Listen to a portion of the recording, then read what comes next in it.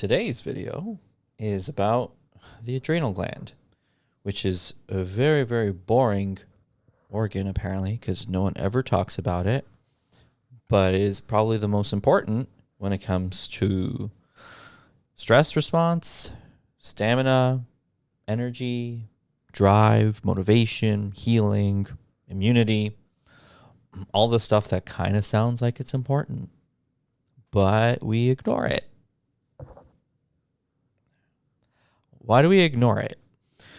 It's just presumed that it works. You just think that it's working. It's in the background. Not much to think about. Yeah, if there was a problem, we would know. People talk about, well, there's something called Cushing's syndrome where the adrenal gland isn't functioning. It's not producing stress hormones, and they've got all kinds of specific symptoms related to that, and they have to be on certain medications. And I'm here to tell you that you can go through phases of underactive adrenal function, over-functioning adrenal gland function, adrenal collapse. The adrenal gland itself is a restorative organ. It can repopulate its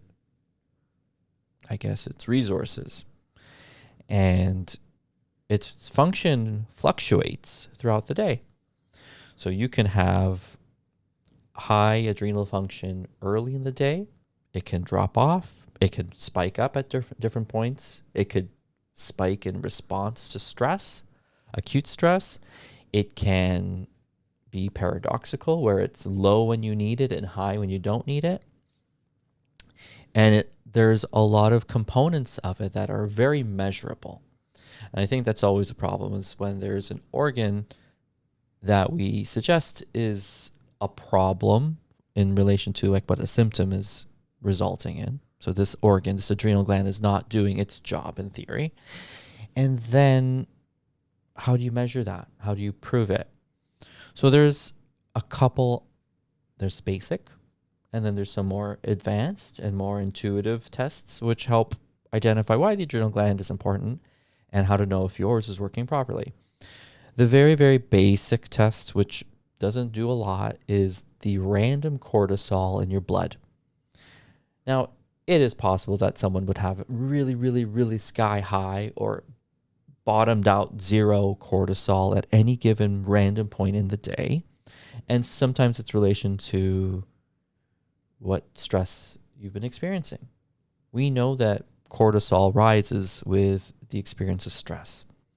But what happens when that experience of stress is persistent, is prolonged? You don't have a break. Or if your sleep tends to not give that restorative quality, where at night you sleep soundly, you wake up, and what we understand is that the adrenal gland is supposed to recharge itself, almost like your cell phone battery. But sometimes it doesn't. Sometimes you don't sleep well. Sometimes you've been under too much stress. And I always kind of give the analogies like, let's say this is your stress hormone production, but this is your experience of stress. Now you got a deficit. How are you going to meet this demand? So initially, your cortisol production will be upregulated. Your adrenal gland will produce more stress hormones to fill that gap. But it can only do that. That's like going 110%. It's like driving with the RPMs in the red. You can do that short periods of time. But then your body needs to downscale the stress response and the experience of stress. But again, like I mentioned, sometimes stress levels are persistently high, or the perception of stress is very high. There's a little nuance in this, meaning two people can be under the same type of stress, but the perception of one person that this stress is really, really beyond what I can manage, or they're perceiving it as like extremely, extremely negative and overwhelming, they end up seeing that stress as something higher or more resource consuming. Then another person will be like, well, I've been through this before. Well, it'll be fine. I'm not really worried about it. Whereas someone's like, the first time it's like, I've never moved before. It's really stressful. I don't know what to do. The other person's like, well, I've moved. I don't have ideas, but it's not that big of a deal. I digress. So experience of stress influences our stress hormone production. Long story short, if you exhaust this adrenal gland function, it cannot give you the sufficient stress hormones in a day that you require. You enter burnout. And initially, burnout is kind of like feeling tired, feeling drained, lacking a little bit of drive, or just feeling like you get tired quicker. You need to sleep more. You don't have as much pep in your step. That burnout can lead to a true fatigue and exhaustion. And a lot of people talk about that general term of adrenal fatigue. It's true. It's real. And how I measure it, there's two better ways to measure adrenal function. One is relation to cortisol still, where it's a 4-point cortisol, meaning typically they do saliva. Blood is not feasible because you're not going to go to a lab 4 times in a day. But urine is actually a very good measure of cortisol, where you do it first thing in the morning, I guess about noon, midday. Well, I guess a little later, midday is about 4 o'clock, and then like evening. So you get like the ability to kind of titer out a graph. And what you should see in an ideal state is that cortisol is high in the morning when you wake up. It's kind of like your own natural caffeine. It stimulates your arteries to adjust to the position of horizontal to vertical. You get blood flowing throughout your body, through your brain, to your senses, and you're ready to start your day. You have motivation. And then that cortisol kind of drops off throughout the rest of the day and is supposed to bottom out in the evening. And then you sleep. And then during the night, the cortisol starts to rise up again like your cell phone battery. It's a very good simile or analogy, I think. But what happens when you have adrenal fatigue is that over time, that morning cortisol, not quite as high as it should be. And under really, really long periods, extended periods of stress, it doesn't rise. You wake up, and these are the people that feel like, I can't get out of bed in the morning. I just feel like I'm just, ugh. And then throughout the day, I get moving. I kind of get a second wind. And these are people that often will get a little bit of like I call it again, a second wind at night. Like their mind starts getting a little bit active. They don't feel like sitting down and relaxing after dinner. They start doing things. And then these are the people that'll be like, no, I do my best work at night. Or I can't fall asleep until like 2, 3 a.m. Or I'll fall asleep because I'm exhausted, but I'll wake every hour and a half. And what we see with their cortisol curve is that it starts low, but in the evening, it rises up. So there's certain herbal formulas that are ideal to correct these experiences. If it's mild, and someone has subtle adrenal fatigue, and their experience of stress is that it's a lot of worry, a lot of overthinking, they feel a little sluggish, they need a little bit of a pick-me-up. There's a formula called I think it's by Restorative, it's called Stress Calm. It's called a nervine tonic. Nervines are something that help relax your nervous system so you don't feel so stressed out. But tonics give your adrenal gland a boost. And most of my patients are on Stress Calm. The other one, when you've got really, really low morning cortisol, you just can't get up out of bed and you need a kickstart. You need some kind of motivation. You feel like I'm really dragging. I don't feel like, I feel like I've aged, but I feel like I just need something to kickstart my engine. There's a similar formula by Restorative Formulations called ADR, PX, which is a stronger tonic. I believe both of them have ashwagandha. Actually find ashwagandha surprisingly to me is like, because a lot of people will come in and they'll say like, oh, I'm on an ashwagandha formula. And then I'm like, oh, this is in every good formula I've used. So I'm a big fan of it. And what people will see is that their production of stress hormones start to get back into a normal level. Now it's normal or common to have excessively high cortisol under acute periods of stress. And that's kind of like why we have it. It's to help. So cortisol, really what it's doing, it's almost like a steroid. If you've ever been on steroids for any kind of condition or injury, it just puts everything back into normal range. Swelling, inflammation, gets rid of pain, just helps kind of put you back together. Something might have been occurring or still occurring, but you don't have any ill effects. Cortisol is a hormone that allows your body and your organs to function normally under high periods of stress. So that's why it's so important, because you want your organs to work all the time. And under periods of stress is when you need them to work even more.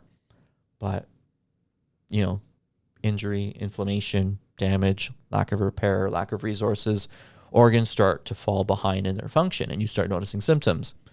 And that's how you know you have a start of adrenal fatigue, is that when you start feeling symptoms. The onset of symptoms, I say it's like the adrenal gland is like a buffer, like your ozone layer, and it's a force field. And when you have strong adrenal function, nothing can touch you. You feel good.